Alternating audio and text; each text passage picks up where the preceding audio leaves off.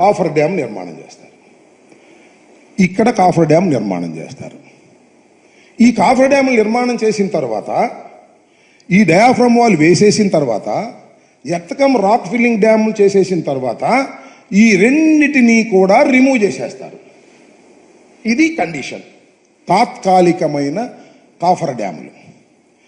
గురువు గారు చేసింది ఏంటంటే, అప్పుడు మన నారా చంద్రబాబు నాయుడు గారు ఈ నది డైవర్షన్ అవ్వాలి కదా, ఈ నది డైవర్షన్ కాల, ఇక్కడ స్పిల్వే కంప్లీట్ కాల, ఇది మూసేస్తే ఈ నీళ్ళు ఇటు రావు, కొండలు గుట్టలు ఉన్నాయి, సగమే తీశారు, సగం ఉంది, వరద వస్తే ఇటు వచ్చి దీనిలో కలవదు.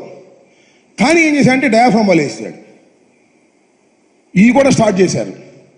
స్టార్ట్ చేసిన తర్వాత ఈ గ్రామస్తులు ఏం చేశారంటే 54 గ్రామాలు ఇది క్లోజ్ చేసేస్తే మునిగిపోతాయి. ఇటు నీళ్ళు ఎట్టలేదు కదా, ఉబ్బి మునిగిపోతాయి. అందువల్ల దాన్ని కంప్లైంట్ చేస్తే ఆపేయమన్నారు. అందువల్ల ఇక్కడ దాకా వేసి, ఇక్కడ దాకా వేసి, ఈ భాగం వేశారు, ఈ భాగం వేశారు, ఈ భాగం వేశారు. సరే సారీ, మళ్ళా పోయింది. ఈ భాగం వేశారు, ఈ ఇందాక అన్నట్టుగా కొంత భాగాలు వేశారు, ఇంత వేశారు. ఈ ఖాళీలు అట్టి పెట్టారు, ఇక్కడేమో పెద్ద ఖాళీలు అట్టి పెట్టారు. ఏం జరిగిందయ్యా, ఇక్కడ నది వరదలు వచ్చి ఈ బొక్కల గుండా నీళ్లు కొట్టి బాగా స్పీడ్గా ఈ డయాఫ్రమ్ వాల్ కొట్టుకుపోయింది. నారా చంద్రబాబు నాయుడు గారు ఏమంటారంటే, జగన్మోహన్ రెడ్డి గారు వచ్చి ఈ 2 బొక్కలు పొడవలేదంటాడు. జగన్మోహన్ రెడ్డి గారు వచ్చి ఈ 2 బొక్కలు పుడితే ఇటు నీళ్ళు వెళ్ళాలి కదా, ఈ స్పిల్వే కూడా నీళ్ళు వెళ్ళే పరిస్థితి లేదు, మూసే అవకాశం లేదు. ఇదంతా కంప్యూటర్ తప్ప ఇది మూయడానికి వీల్లేదు.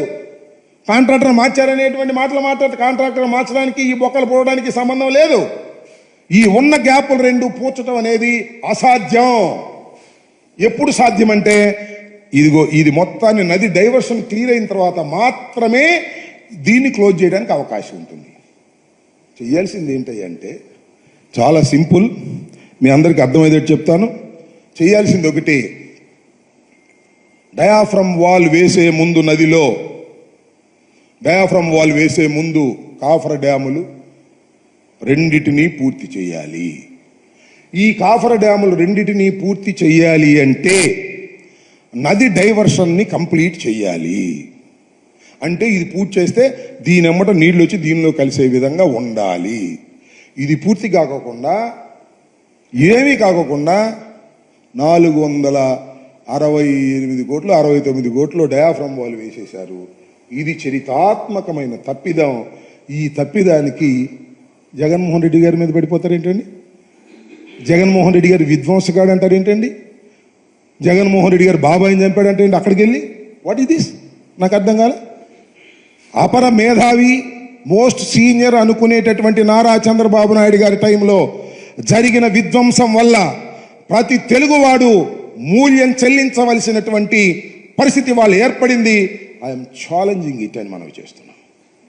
ఏ విధమైన తప్పిదము వైఎస్ఆర్ కాంగ్రెస్ పార్టీది లేదని మనవి చేస్తున్నాం.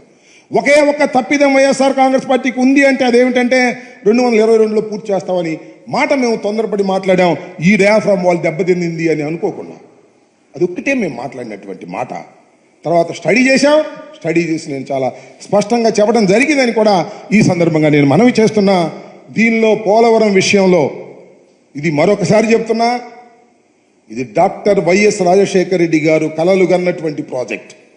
ఆయన ప్రారంభించిన ప్రాజెక్ట్, ఆయన శంకుస్థాపన చేసిన ప్రాజెక్ట్, ఆయన అన్ని అనుమతులు తీసుకొచ్చి దీన్ని పూర్తి చేయాలని ఆరాటపడినటువంటి వ్యక్తి డాక్టర్ వైఎస్ రాజశేఖర రెడ్డి గారు తప్ప చంద్రబాబు నాయుడు గారు కాదని కూడా ఈ సందర్భంగా నేను మనవి చేస్తున్నా.